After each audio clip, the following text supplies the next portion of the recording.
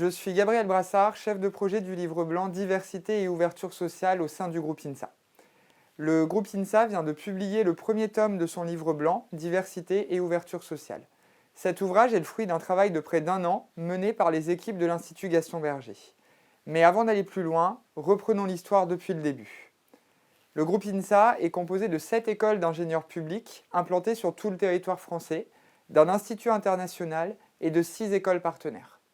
Chaque année, les écoles forment plus de 18 000 étudiantes et étudiants. La plupart d'entre eux sont recrutés après le baccalauréat pour une formation scientifique et technique de 5 années.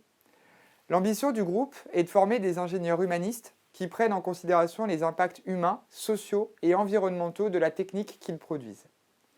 En 1957, la création en France du premier INSA répondait à 2 promesses: lutter contre la reproduction sociale et porter les valeurs de l'humanisme. Cette vision philosophique est alors incarnée par Gaston Berger, philosophe et directeur général de l'enseignement supérieur. C'est lui, avec Jean Capelle, qui va contribuer à la création du premier INSA à Lyon. Dans les faits, cela se traduit par une mise en acte totalement innovante à l'époque. Un recrutement sans concours et multicritères, des écoles implantées en province, une vie de campus offrant un environnement multiculturel et pluridisciplinaire. Plus de 60 ans plus tard, le modèle INSA a trouvé sa place dans le paysage de l'enseignement supérieur, de la recherche et de l'innovation. Mais que reste-t-il de la promesse originelle de promotion sociale et d'ouverture des diversités? Des premiers éléments ont permis d'établir que la mixité sociale au sein des promotions s'érodait, malgré les actions menées par les INSA sur les campus. Au sein de l'Institut Gaston Berger, nous avons souhaité documenter avec précision ce phénomène.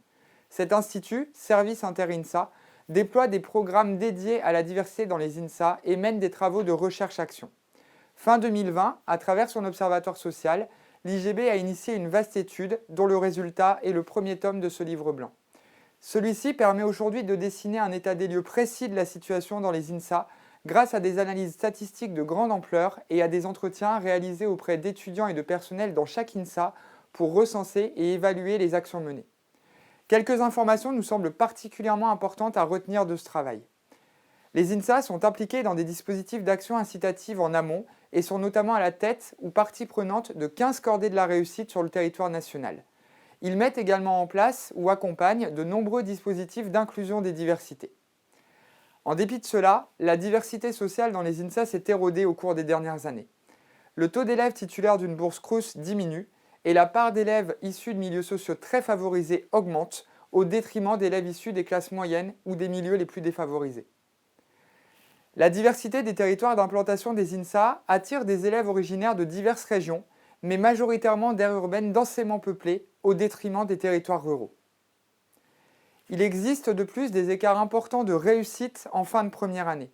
Le taux de passage varie de manière conséquente en fonction de l'origine académique des élèves, de leur origine sociale et de leur statut boursier Crous.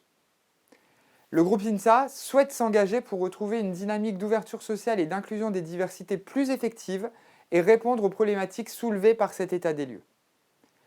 Le deuxième tome de ce livre blanc, qui devrait paraître au printemps 2022, sera centré sur des propositions d'action construites par les acteurs des INSA, mais également par de nombreuses personnes extérieures au groupe, dans une logique collaborative. Je vous souhaite une excellente lecture de ce premier tome, en espérant qu'il suscite des interrogations et des propositions fortes pour promouvoir l'ouverture sociale et améliorer la représentation et l'inclusion de toutes les formes de diversité dans les grandes écoles et plus généralement dans tous les établissements de l'enseignement supérieur.